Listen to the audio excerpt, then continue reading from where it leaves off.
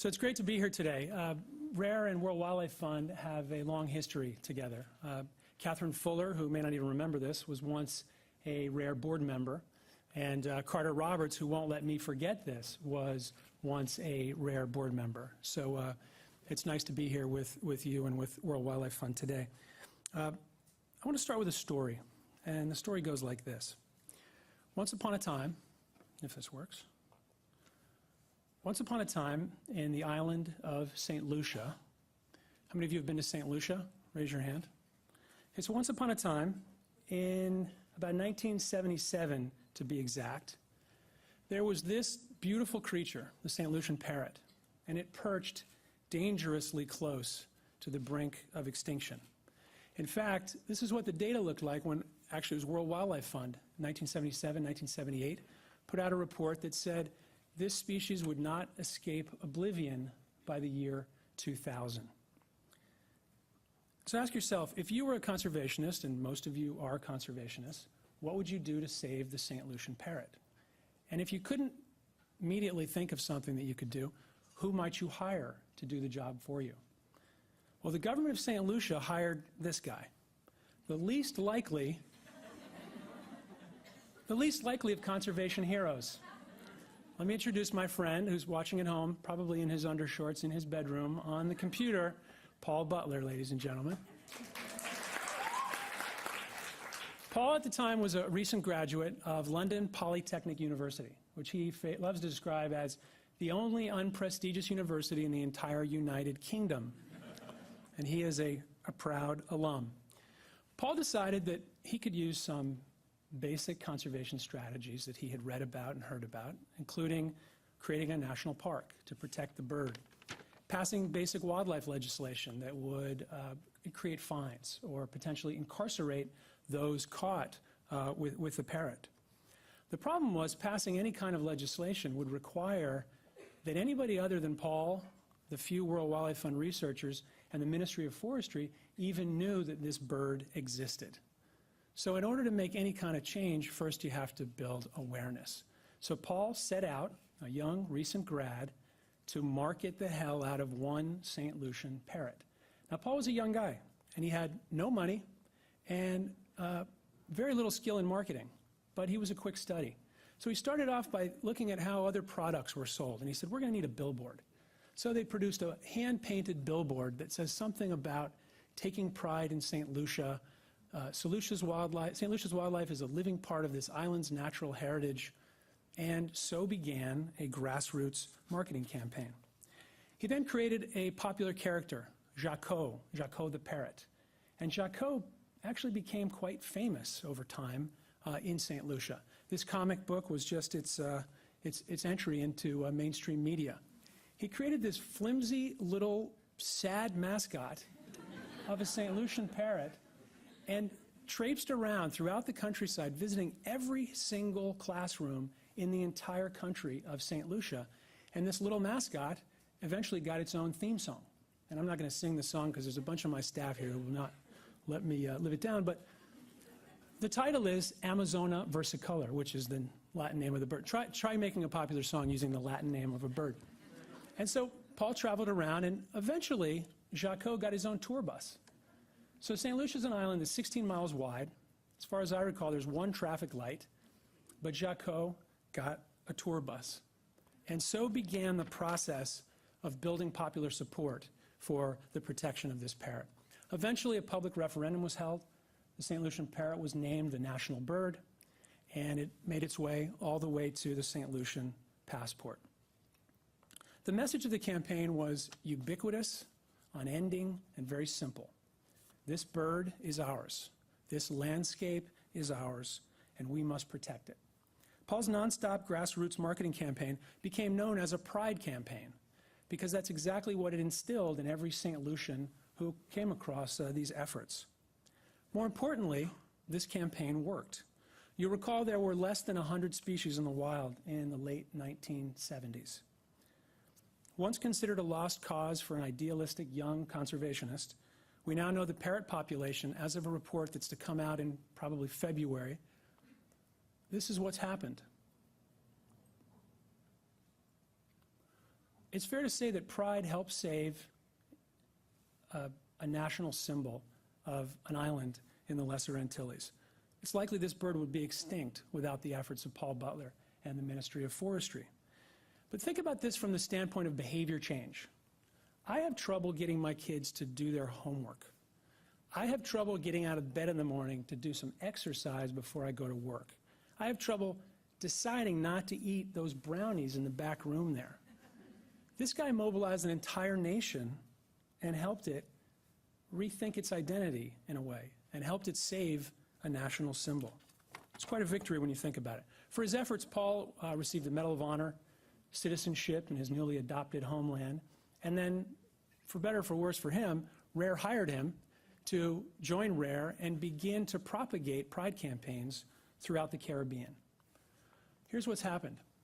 In addition to the accolades for those early efforts, with RARE, we've replicated over 200 times in 57 countries these pride campaigns, with a wide array of results, with a wide cast of characters at the helm of these campaigns. And the pace is accelerating. This year we're going to launch 48 new campaigns and 48 new sites, fully a quarter of all those launched in more than 20 years.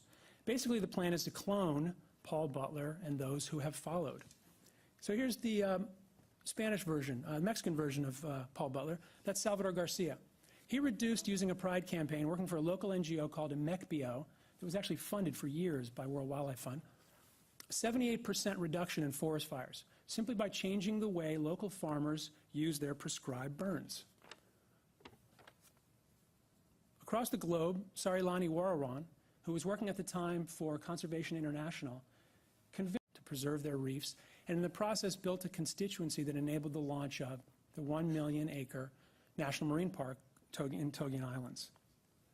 In China, more recently, this was just last year, Lang Zhimin, working with Wildlife Conservation Society, reduced consumption of wild game by removing snares, getting local community members to remove all the snares from the forest to protect the habitat of Siberian tigers. Now, the cynics in the room will say clearly, seriously? Mascots, puppets? We're talking about tigers and fires and cyanide poisoning. But our response is, yeah, seriously. Behind this mascot, behind the puppetry, there is a method to the madness. And I want to just walk you through this briefly because, after all, this is about the science of behavior change or the science of communications. The best way to read Rare's theory of change is just to start at the right here. So if you want a conservation result, let's say you want to increase the population of parrots, you're going to have to reduce the threats to parrots. And those have become common proxy measures for success in conservation. But if you're going to reduce a threat, any threat in conservation, chances are you're going to have to deal with people. You're going to have to change the behavior of local people. Now here's where it gets really fun and really challenging. We came up with this terrific name for what is arguably the most important step in behavior change. If you're going to change human behavior, you've got to remove all the barriers to the adoption of the new behaviors. We're very creative at RARE, so we call this barrier removal. Barrier removal is really complicated. If you think of all the barriers to any change you're trying to make, they're social, they're political, they're economic, they're technological, they're cultural. What's really funny is when we hire new staff and they inevitably, first couple of discussions, they say burial removal, which brings on a whole host of other, I just can't help but enjoy those moments. But the rest of the theory of change, after you get past barrier removal, is really, in many ways, the easy part. But it's the part that most conservationists think of when they think of social marketing. It's how do you boost knowledge? How do you shift attitudes? And how do you increase the level of positive conversation about the change that you want to make on the street? Boosting knowledge and shifting attitudes requires that you get people's attention. And so that's why people tend to associate a pride campaign with the mascots and the puppets, the billboards, the bumper stickers, the radio PSAs, the contests, the art projects, the parades. That's all just attention getting so that the conversation can actually begin, so that change can begin. You've got to get people's attention. Then you've got to give them compelling reasons to change. And then we've got to be able to measure the actual change to see whether or not it actually works. There's a lot to be learned in this field in the coming years. But this is also the Achilles heel, I would argue, of conservation. The fallacy that if we just make people aware, something will change. I saw guys standing outside the atrium here just now, handling their Marlboro cigarette packages, smoking cigarettes, which say on the box, it will kill you. So you think about the fact that we continue to smoke despite the fact that it says, every day we look at the box, it says it's going to kill us. Human behavior change is not easy. But we also can't assume that knowledge is going to make a difference. We've got to move all the way through that process to change behavior. The science of human behavior change is the least understood, the least utilized, and the most important science in conservation. Because conservation is all about people. But fortunately, people can change. In our recent graduation of 26 campaign managers, and we've really only begun measuring actual behavior change, we saw a 28 percentage point increase on average in adoption of the targeted prescribed behaviors in the communities with which we were working, which is good news for conservation. We can train local conservation leaders, and they can unleash processes that lead to human behavior change. But obviously, this is a drop in the bucket. We're extremely proud of the results that we've achieved to date in hundreds of sites around the world. But over the last couple of years, we've begun to ask ourselves, and I heard John Foley this morning talk about not a silver bullet, but a whole lot of silver buckshot. So there's your silver buckshot, John. The question is, to what end? What do all these little glimmers of hope add up to? And so we've been wondering, a couple years now, what would happen if we identified a chronic global conservation challenge over which local people have a disproportionate influence? And what if we could unleash a virtuous virus of behavior change to really make a dent in the universe? That'd be exciting. That would be something to get out of bed and, exercise or not, come to work for. And so we've started to look around for, and I've heard several people on other panels talk about some of these bright spots in conservation, where with fuel-efficient wood stoves, you can reduce greenhouse gases, decrease pulmonary disease, make life a little better for a host of people. But there hasn't been widespread adoption of what is, and there's 100 good, efficient models out there. How do we boost adoption of a bright spot like a fuel-efficient wood stove? Or reciprocal agreements, which we're working on in the Andes right now, where communities upstream are incentivized by communities downstream for preserving water flows so that everybody can live sustainably off of a hillside. Sustainable agriculture is something new for Rare, but we're just beginning to explore in China right now ways that small communities can improve their yields and, at the same time, their preservation of soil or of water. But what's piqued our interest greatly in the last 2 years is this notion of fish banks. Some people call them turf reserves. Some people call them locally managed marine areas. Some people call them fish banks. We've decided to call them chocolate cake because everybody loves chocolate cake, right? I want to tell you about fish banks. I want to tell you why we're working on fish banks. First of all, these look a lot like that St. Lucian, the dire predictions of the St. Lucian parrot. And we know that the seas are in trouble. The high seas fisheries, the mechanized industrial fleets are in many ways decimating fisheries globally. But even these near-shore fisheries, which happen to be arguably the most productive, the most biologically rich, and the fisheries that most people depend on day in and day out for their protein, up to 1 billion people globally, depending on fish for protein, these are highly unassessed but endangered fisheries. And so what's really interesting to think about is this idea of a fish bank. 60 countries around the world have decentralized natural resource management. So a local mayor, let's take the Philippines. A local mayor in the Philippines can set up a marine protected area or provide territorial use rights to local fishermen. Step 2, you kick out anybody who's not from your municipality or hasn't signed on to protect Step 3, which is a no-take zone. What's great about this is there's 100 peer-reviewed journal articles that attest to the fact that inside a no-take zone, fish get big and fat and happy. It's the one time in life when getting old and big and fat is actually a great thing. And these fish produce a lot of offspring. And the offspring spill over into the surrounding fishery where local people have a vested interest, in fact, a guaranteed access right.